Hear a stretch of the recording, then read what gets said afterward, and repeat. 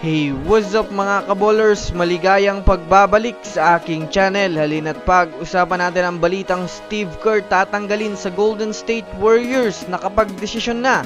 At ang balitang Dwight Howard sa PBA, pumayag na. Tara na't pag-usapan natin yan dito sa Basketball Hotshot.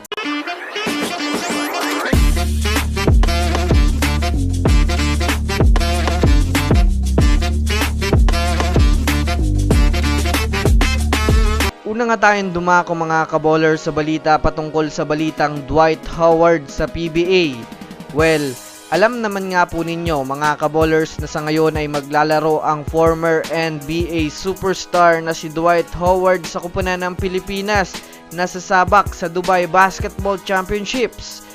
Marami nga po mga kaballers ang natutuwa sa ngayon sa kanya ng mga Filipino fans. Ngunit sa pinakabagong balita nga po mga kaballers ay inamin ni Dwight Howard na interesado siyang maglaro sa ating pambansang liga na PBA.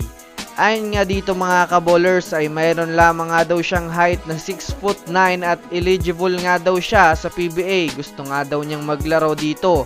Kung susumadayan nga natin mga kaballers, madali nga po dito na makapaglaro para sa kanya. Kaya kung papayag nga mga kaballers ang mga officials ng PBA ay talagang matutuloy ang pagtapak niya sa court ng Pilipinas.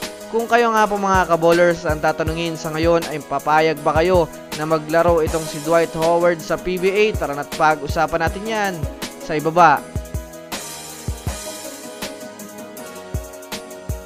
Samantala, dumako naman tayo mga kaballers sa balita patungkol sa kupunan ng Golden State Warriors. Sa kasalukuyan nga po mga kaballers ay inuulan na ng pambabash ang Warriors sa ngayon. Ito ay dahil na rin mga kaballers sa paunti-unti nitong pagbagsak sa Western Conference na tila ba'y hirap makaangat. Ngunit sa inilabas nga pong mga statement ng mga NBA analysts ay hindi naman nga daw sa mismong mga player ng Warriors ang problema. Ito nga daw mga kaballers ay kay Coach Steve Kerr.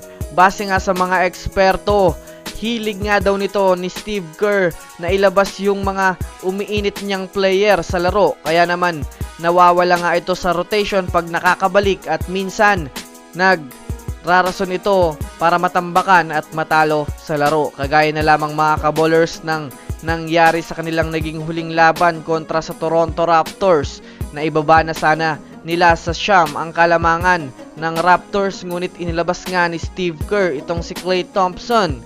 At hindi lang yan mga kaballers, kung matatandaan nyo nga po mga kaballers ang kanilang naging huling laro kontra sa Nuggets, simula pa lang ng laro ay maganda na ang performance ni Jonathan Kuminga, ngunit pinalitan nga ito ni Andrew Wiggins na siya namang hindi gaanong malakas ang impact sa opensa.